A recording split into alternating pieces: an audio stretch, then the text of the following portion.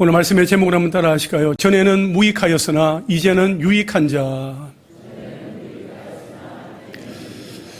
우리의 일상에서 전화나 이메일이나 문자 전송이 보편화되기 전에는 주로 손편지를 이용했습니다. 그래서 손편지를 쓸 때마다 어김없이 사용하던 관용구가 있었습니다. 국군 장병 아저씨께 부모님 전상서, 아들 보아라, 그리운 마음에 펜을 듭니다 등등. 아마도 옛 생각이 많이 나실 것입니다. 사도 바울이 편지, 서신을 기록해서 보낼 때에도 자주 사용하던 단어가 있었습니다. 그는 목회 서신이나 옥중 서신이나 일반 서신을 보낼 때마다 은혜와 평강을 말했습니다. 바울은 은혜와 평강이라는 단어를 사용할 때마다 그 순서를 한 번도 바꾼 적이 없습니다. 그는 언제나 은혜를 먼저 말하고 그 다음에 평강을 말했습니다. 하나님의 은혜가 없이는 하나님이 주시는 그 평강을 체험할 수 없었기 때문입니다. 여러분, 일상에서 언제나 하나님의 은혜를 먼저 구하시기 바랍니다. 나를 향하신 하나님의 크고도 넓으신 은혜의 강물 속으로 들어가서 주님을 경험하면 내 마음속에 진정한 평강의 강이 흐르기 시작합니다. 우리의 상황은 다 다르지만 날마다 하나님의 은혜와 평강 가운데 사시기를 축복합니다.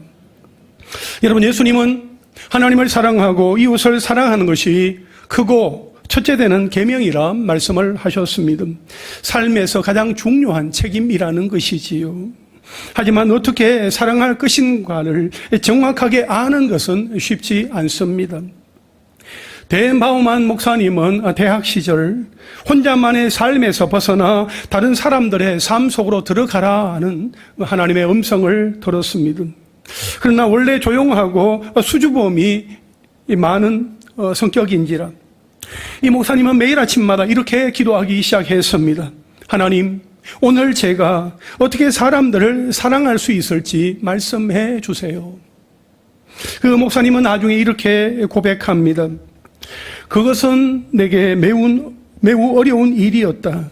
하지만 나는 그때부터 하나님이 내 삶으로 인도하신 사람들을 사랑하는 법을 배워가기 시작했다.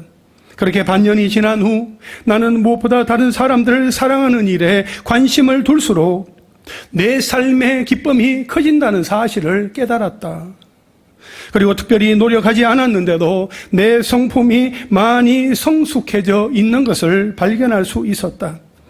내가 다른 사람들을 사랑하는 일에 관심을 쏟는 동안 하나님은 내 삶에서 나를 돌보고 계셨기 때문이다. 여러분, 하나님의 방법, 하나님의 원리는 이상하지 않습니까? 세상은 다른 사람에 대해서는 관심을 끄고 신경을 끄고 나에게 관심을 두고 나를 먼저 챙기고 나 중심으로 살아라, 그렇게 말합니다. 그러나 하나님은 내가 다른 사람들을 사랑하는 일에 관심을 쏟는 동안 내 삶에 관심을 가져주시고 나를 친히 돌보아 주신다 하는 것입니다. 여러분, 내가 나를 돌보는 게 좋겠습니까? 아니면 하나님께서 나를 돌보아 주시는 게 좋겠습니까? 그냥 묻다 마다죠. 여러분, 나만 아는 사람은 외톨이가 됩니다. 나만 챙기다 보면 공고해집니다. 그러나 내가 다른 사람을 향한 사랑을 실천하는 동안 하나님이 나를 돌보시기에 나는 늘 기쁨이 넘치고 결국 내 삶의 변화, 내 인격의 변화를 경험하게 되는 것입니다. 그러면 우리는 어떻게, 어디까지, 얼마나 다른 사람을 사랑해야 할까요? 오늘 본문 빌레몬스의 말씀을 통하여서 그 답을 한번 찾아보도록 하겠습니다. 여러분, 디모데 전서와 디모데 후서는 바울이 누구에게 보낸 편지입니까? 디모데. 디도서는 바울이 누구에게 보낸 편지입니까? 디도. 그러면 빌레몬서는 바울이 누구에게 보낸 편지입니까? 빌레몬입니다. 여러분, 빌레몬서는 바울이 빌레몬에게 보낸 편지입니다. 빌레몬서는 주 60년경에 로마 감옥에 갇힌 바울이 골로새에 살고 있는 빌레몬이라는 사람에게 보낸 옥중서신입니다. 첫째로 겸손한 사랑의 마음으로 빌레몬에게 편지한 바울입니다. 빌레몬은 바울이 에베소의 두란노 서원에서 전도할 때에 회심한 것으로 보입니다. 빌레몬은 골로새에 거주하면서 성도들에게 친절을 베풀었으며 그는 그의 집을 예배의 장소로 내어줄 정도로 부요한 사람이었고 믿음의 사람이었습니다. 여러분, 초대교회는 지금처럼 교회 건물이 있는 것이 아니었습니다. 복음을 듣고 회심한 사람들을 중심으로 주일에 모여서 예배를 하고 말씀을 나누며 성찬을 함께 들면서 모임을 가졌습니다. 그게 교회의 원형, 교회의 모습입니다. 오늘은 우리가 어디에서 모이지? 여러 사람들이 모일 수 있도록 부유한 사람들이 그때마다 자신들의 집을 제공하였던 것입니다. 자신의 집을 공동체 모임의 장소로 사용하도록 한 것이지요. 이처럼 빌레몬에게는 성도들을 향한 사랑과 예수님에 대한 믿음이 있었고 성도들에게 평안함을 주었을 뿐만 아니라 바울에게도 기쁨과 위로를 주었습니다. 이런 빌레몬에게는 오네시모라는 종이 있었습니다. 오네시모는 어떤 문제인지 정확히 알 수는 없으나 주인과의 관계가 악화되자 로마로 도망갔습니다. 그러면 오네시모, 그는 누구입니까? 그 이름의 뜻은 유익하다입니다. 하지만 오네시모가 그의 이름처럼 유익한 사람은 아니었습니다. 이름값을 하지 못했습니다.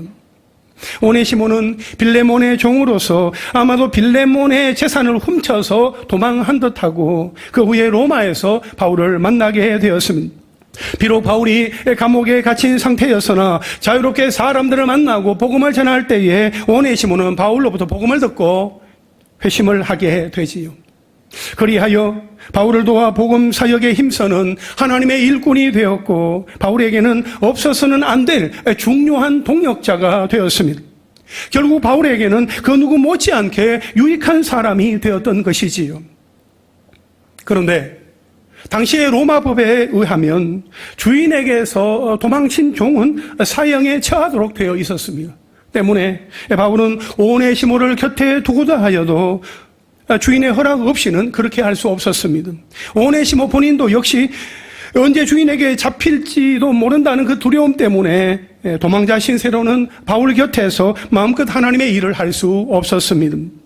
뿐만 아니라 로마 당국의 허락이 없이 종을 짐승 이상으로 인격적으로 대우하는 것을 금지하고 있었던 당시의 법을 위반하면 바울도 해를 당할 수 있었습니다. 그래서 바울은 이 모든 일들을 원만히 해결하고자 오네시모를 빌레몬에게 돌려보내면서 편지를 쓰게 된 것입니다. 그래서 빌레몬서는 한마디로 오네시모를 위한 일종의 중재 서신인 셈입니다. 바울은 편지에서 빌레몬에게 오네시모를 위하여 두 가지를 부탁합니다.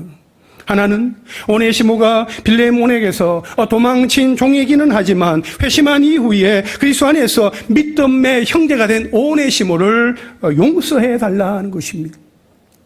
또 하나는 오네시모가 빌레몬의 또 용서를 받고 자유롭게 복음 전도자로서 새롭게 일할 수 있도록 허락해 달라 하는 것입니다. 용서해 달라, 허락해 달라 하는 것이죠. 그런데 여기에서 우리가 주의 깊게 살펴볼 것이 있습니다. 그것은 바울이 빌레몬에게 부탁할 때의 태도입니다. 바울은 빌레몬에게 사랑의 마음을 담아서 간구하고 있습니다. 오늘 본문 8절과 9절 함께 읽겠습니다. 시작. 이러므로 내가 그리스도 안에서 아주 담대하게 네게 마땅한 일로 명할 수도 있으나 도리어 사랑으로서 간구하노라. 나이가 많은 나 바울은 지금 또 예수 그리스도를 위하여 갇힌 자 되어. 아멘. 바울은 빌레몬의 사랑과 믿음과 선행을 칭찬하면서 이제 예수 그리스도 안에서 한 형제가 된 오네시모에 대한 그 용서와 사랑을 겸손한 사랑의 마음으로 부탁하고 있습니다. 바울은 오네시모에 대한 빌레몬의 용서를 구하면서 자신이 가지고 있는 사도의 권위를 사용할 수도 있었습니다. 하지만 바울은 그 권위를 사용하지 아니하고 사랑으로 호소했습니다. 그러면서 바울은 9절에서 나이가 많은 나 바울은 이렇게 말하고 있습니다. 이때 바울의 나이는 약 55세 전후였을 것으로 보여집니다. 당시에 55세 정도 되면 나이가 많은 것으로 간주되었습니다. 그래서 이렇게 말하는 것입니다. 주님을 위하여 고생하며 복음을 전하다가 감옥에 들어와서 호소하는 이 늙은이의 부탁을 좀 들어주시오. 주인으로부터 도망쳤던 종이지만 예수 믿고 변화된 종 오네시모를 위해 사도로서의 권위가 아니라 사랑으로 간구하는 겸손한 바울의 모습에서 우리는 바울에게 있는 겸손하고 뜨거운 그 사랑의 모습을 보게 됩니다. 때로는 우리가 권위를 내려놓고 겸손한 사랑으로 살아가야 할 때가 있습니다. 내가 부모이니까, 내가 시어머니이니까, 내가 어른이니까 하는 말로 내 권위만 내세우면 사랑을 나타낼 수가 없습니다. 여러분, 사랑은 명령으로 완성되지 않습니다. 제가 우리 교회에 부임하여 담임 목사로서 이렇게 목회를 시작한 지 8년이 되어 갑니다. 하나님께서 허락하신 권위가 있고 우리 황서노회에서 저에게 위임하신 위임 목사로서의 권위가 있습니다. 그렇다고 해서 내가 담임 목사이니까 하면서 담임 목사의 권위를 가지고 주장하는 것은 사람의 마음을 움직일 수 없고 변화시킬 수도 없다 하는 것을 알게 되었습니다. 처음에는 생각했습니다. 담임 목사가 기도하러 나오세요 하면 열심히 기도하러 나오고 예배하러 나오세요 그렇게 부탁을 하면 부지런히 예배하러 오셔야 한다라고 말입니다. 왜냐하면 저는 그랬기 때문입니다. 제가 성도로서 평신도로 있을 때나 부목사로 사역할 때에 저는 그러했습니다.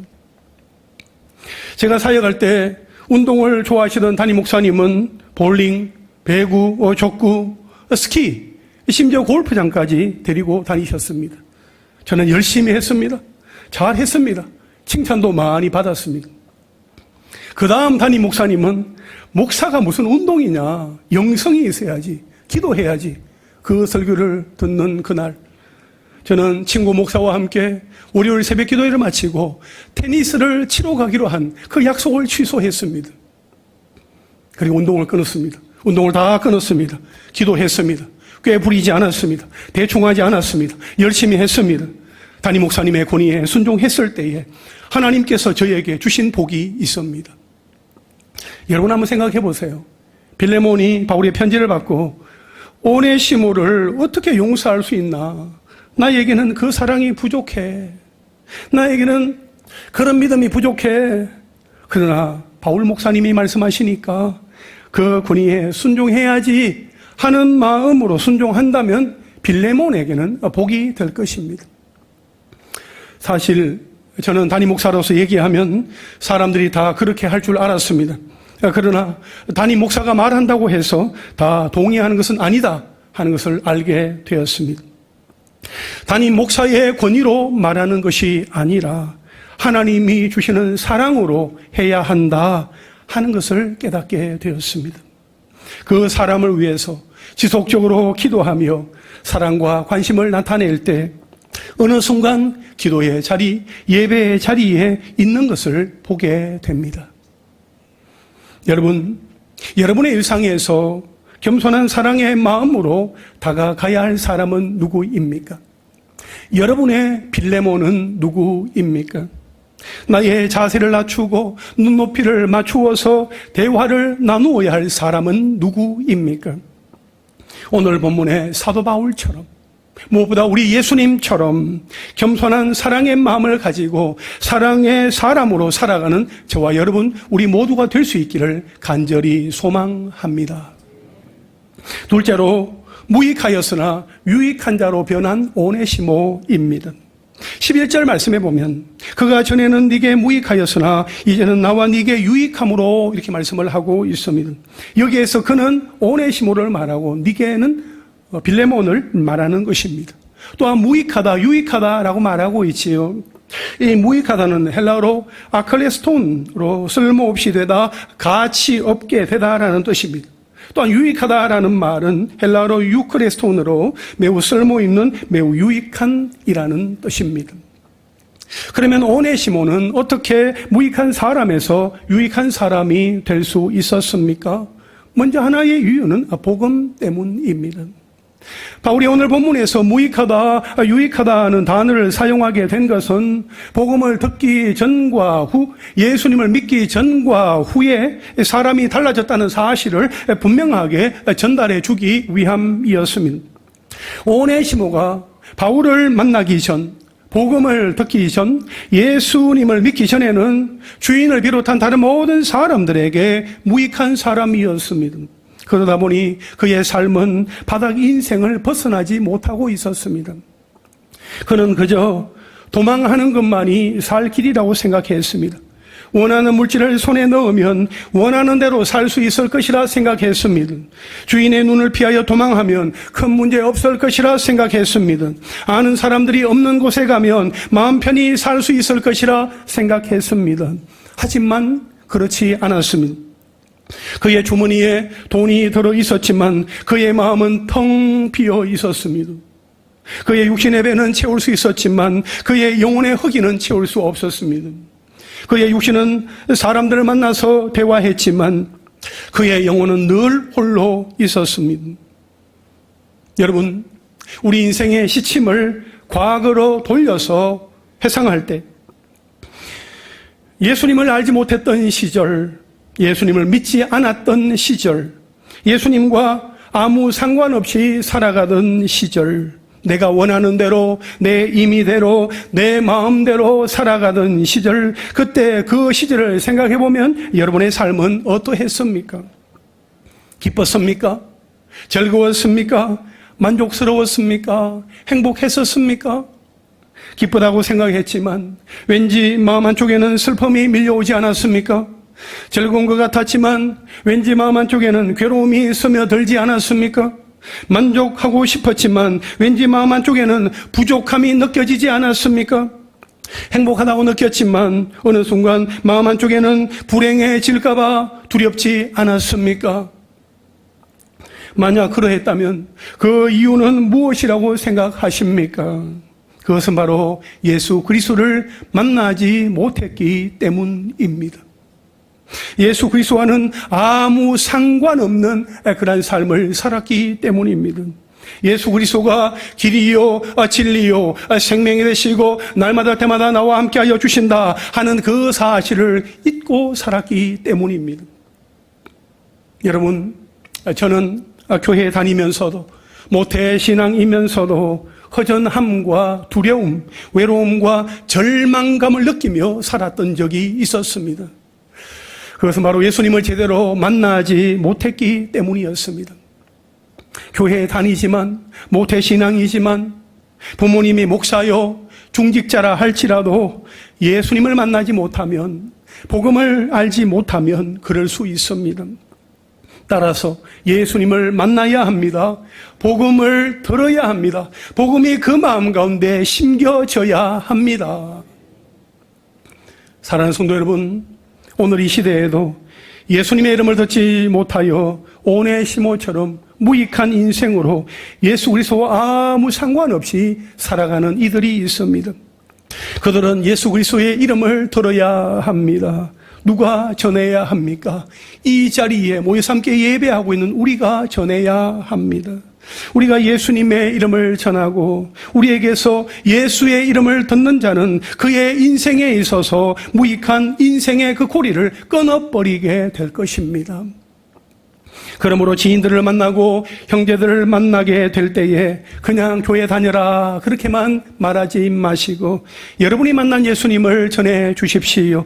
예수님이 여러분에게 베풀어 주신 그 은혜를 고백하며 나누십시오. 오늘 본문에서 복음이 이 한 사람을 변화시킨 것을 볼 수 있습니다. 여러분, 복음에는 능력이 있습니다. 로마서 1장 16절 말씀에 보면 내가 복음을 부끄러워하지 아니하노니 이 복음은 모든 믿는 자에게 구원을 주시는 하나님의 능력이 됨이라. 먼저는 유다인에게요 그리고 헬라인에게로다 말씀하고 있습니다.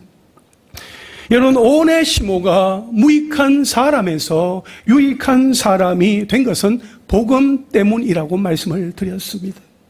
그리고 또 하나의 이유는 바울의 사랑 때문입니다. 오늘 보면 10절에 한번 보세요. 갇힌 중에서 낳은 아들 오네시모를 위하여 네게 간구하노라. 12절에 네게 그를 돌려보내노니 그는 내 신복이라 했습니다. 18절에 보시면 그가 만일 네게 불의를 하였거나 네게 빚진 것이 있으면 그것을 내 앞으로 계산하라. 그렇게 말하고 있습니다. 여기에 보면 갇힌 중에서 낳은 아들이라 했습니다.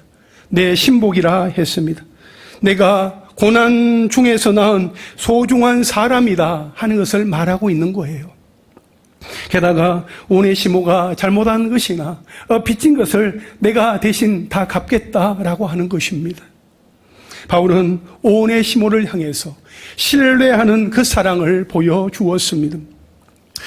주인을 배신하고 도망친 종을 자신의 아들로 삼고 있는 것입니다. 내 신복이라 했는데 이 신복은 심장을 말합니다. 내 심장같이 여긴다 하는 거예요. 여러분, 이 편지를 들고 가는 이 오네시모의 마음은 어땠을까요? 바울 목사님이 나를 이토록 믿어주시는구나. 나를 이렇게까지 사랑해 주시는구나. 너무나 감동적이었을 것입니다. 여러분, 누군가가 나를 향해 이런 신뢰와 사랑을 보여줄 때 변하지 않을 사람은 없을 것입니다. 여러분, 이처럼 바울이 들려주었던 복음 때문에, 바울이 보여주었던 사랑 때문에 전에는 무익하였던 오네시모가 이제는 유익한 사람으로 바뀔 수 있었습니다. 여러분, 복음과 사랑이 사람을 바꿉니다. 우리 교회 새가족부가 우리 교회에 등록하는 새가족들을 대상으로 복음을 들려주고 사랑으로 섬기는데요. 그 복음과 사랑이 한 사람 한 사람의 마음에 감동을 주고 삶의 변화로 이어지고 있습니다. 새가족 신방을 가서 대화 중에 예수 믿고 삶 가운데 달라진 점이 무엇입니까? 그렇게 질문을 드리니까 이렇게 대답을 하시는 겁니다. 말하고 행동하는 것, 사람들을 대하는 태도가 달라졌다는 것입니다.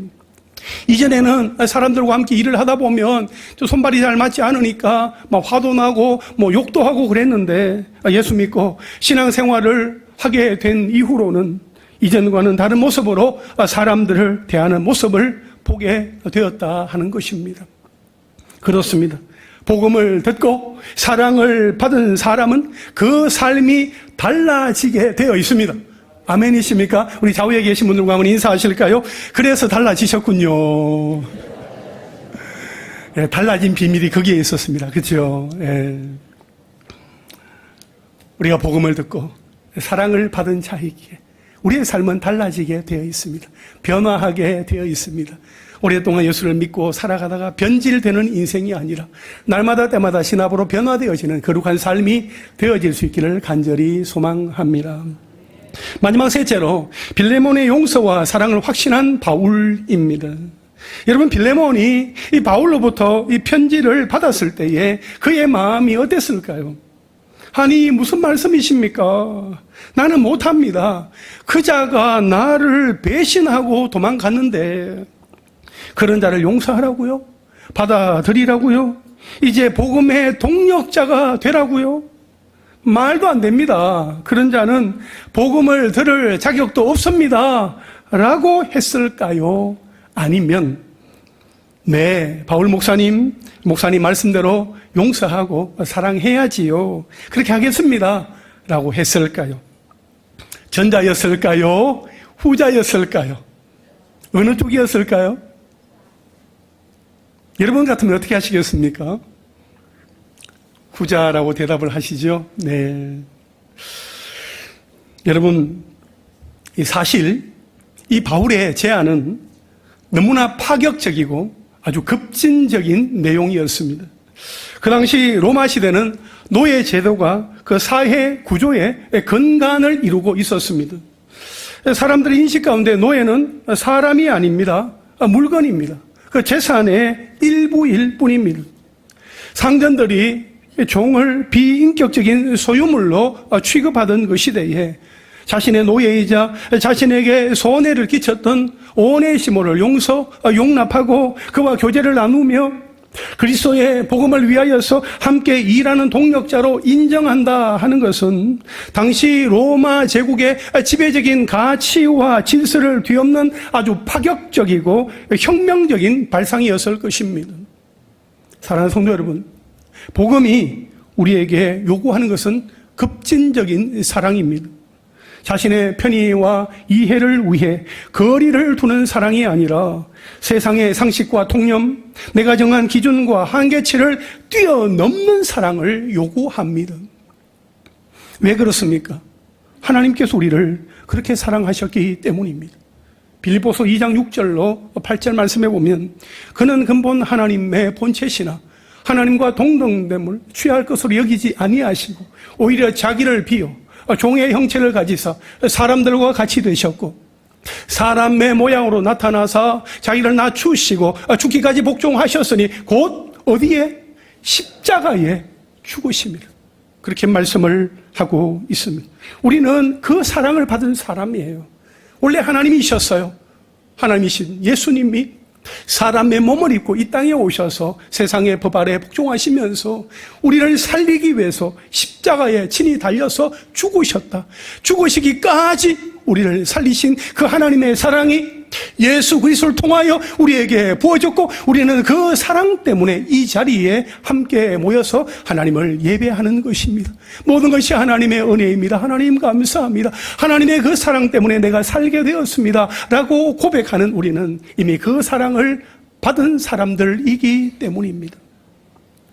영적으로 보면 바울이나 빌레몬도 본래는 오네시모와 같이 주인 되신 하나님을 거역하고 도망했던 죄인들이었으나 예수 그리스도로 말미암아 죄사함과 자유함을 얻게 된 것입니다. 그 놀라운 은혜를 그저 받았으니 다시 그저 베푸는 것이 당연한 것입니다. 내가 하나님 앞에서 얼마나 악한 죄인이었는지를, 내가 하나님 앞에서 얼마나 무익한 종이었는지를 인식한다면 용서하지 못할 사람, 사랑하지 못할 사람은 없는 것입니다. 그러므로 모든 성도는 예수 그리스도 안에서 한 형제요, 한 자매요, 하나다 하는 사실입니다.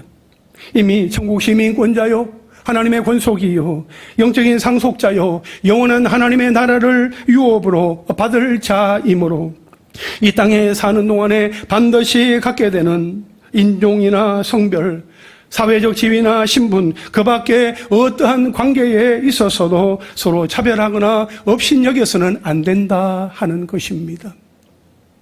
바울은 갈라디아서 3장 28절에서 너희는 유대인이나 헬라인이나 종이나 자유인이나 남자나 여자나 다 그리스도 예수 안에서 하나이니라 했습니다. 그리스도 예수 안에서 하나다 하는 사실을 기억하면서 우리가 형제와 자매를 대할 수 있기를 바랍니다. 바울은 오네시모를 향하여서 그런 마음을 갖고 있었습니다. 비록 전에는 종의 자리에 있었지만 이제는 예수 안에서 한 형제다, 소중한 사람이다, 하나님의 나라를 확장시켜 나가는 일에 함께 쓰임받을 일꾼이다 하는 것입니다.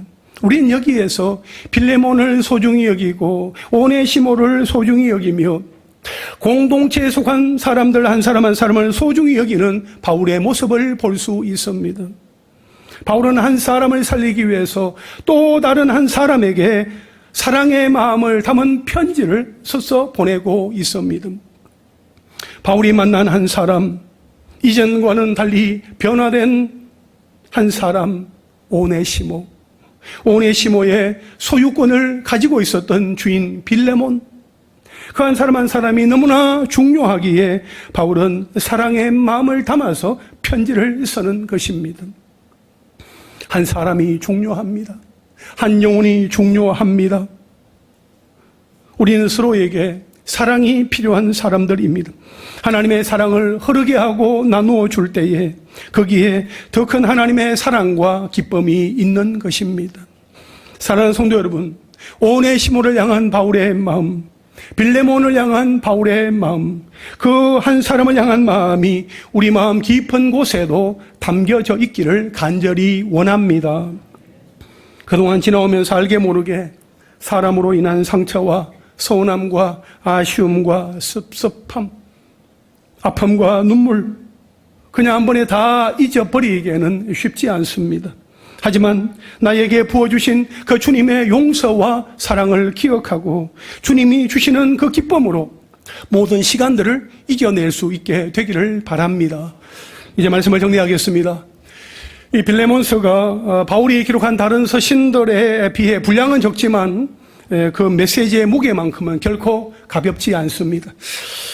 바울이 전에는 무익하였으나 이제는 유익한 자 그 오네시모에 대해 자신이 책임을 지겠다 하는 그러한 의지를 보이며 그의 변화된 신분을 빌레몬이 용납해 주기를 부탁합니다. 하지만 그 어디에도 바울이 노예 제도와 투쟁할 의사를 보였다고는 말하지 않습니다. 그럼에도 노예 제도라는 관습보다 그리스도 예수 안에서의 평등을 강조했습니다. 물론 1세기에 당장 노예 제도를 없애라는 운동이나 투쟁은 하지 않았지만 십자가 복음이라는 새 포도주가 시대와 사람들 사이로 흘러 들어가게 되자 노예 제도나 남녀 차별과 같은 악한 사회 제도가 하나씩 둘씩 무너지기 시작했습니다. 로마 시대에 종과 상전이라는 사회 구조적인 틀 속에서 그러한 세상의 원리를 깨뜨리는 사랑의 혁명, 용서의 혁명이라는 강력한 메시지를 사도 바울이 전하고 있는 것입니다. 여러분, 이 빌레몬서의 수신자는 단순히 빌레몬 한 사람만을 가리키는 것이 아닙니다. 빌레몬서를 읽고 있는 오늘날 우리도 역시 이 빌레몬서의 수신자가 되는 것입니다. 14절 말씀에 다만 네 승낙이 없이는 내가 아무것도 하기를 원하지 아니하노니 이는 너의 선한 일이 억지같이 되지 아니하고 자의로 되게 하려 함이라 했습니다. 21절에 나는 네가 순종할 것을 확신함으로 네게 썼노니 네가 내가 말한 것보다 더 행할 줄을 아노라 했습니다. 바울은 빌레몬이 강요에 의해서가 아니라 자발적으로 바울 자신이 부탁한 것, 그 이상의 일들을 행할 것이라고 확신합니다. 여러분, 용서에는 허비함도 없고 지나침도 없습니다. 우리가 늘 가까이 하는 가족이나 성도들이나 이웃에게 지치지 않는 용서의 사랑, 기대한 것 이상의 사랑을 베풀 수 있게 해달라고 기도하시기 바랍니다. 세상의 지배적인 가치와 질서에 순응하지 않고 복음이 요구하는 사랑의 원리를 따라 용서의 사람, 사랑의 사람이 되고 용서하는 공동체, 사랑하는 공동체가 되는 우리 교회가 될 수 있기를 주님의 이름으로 축원합니다.